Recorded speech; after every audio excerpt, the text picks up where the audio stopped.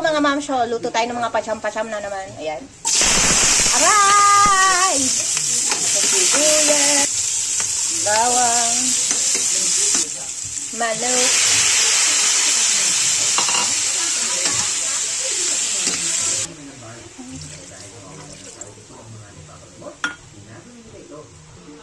tapos mushroom. Dapat button mushroom yung buo, yung whole.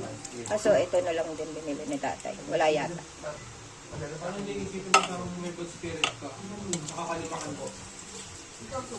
Ba't pinipig sa pasaway talaga itong mga bata. Yan, tapos pakuluin. What's buyag-buyag?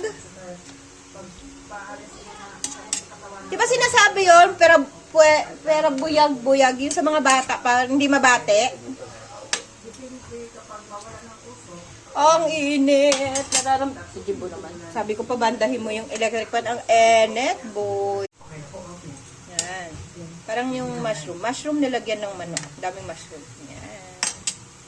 Pakuloyin lang natin yan.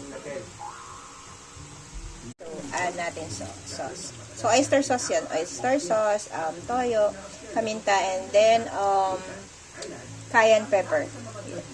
And then, konting asukal to balance to yung alat niya. Yan. So, pakuluin lang natin ulit para talagang maluto na. So, here na siya. So, next is bell pepper. Yan. Bell pepper. And then, broccoli. Broccoli.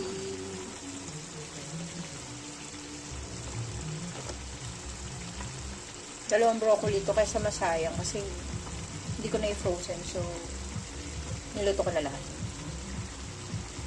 So, takpan lang. And then, ready na to. Ayoko kasi na overcook ng broccoli. So, last ko talaga siya nilalagay. Tsaka the bell pepper. Takpan mo na.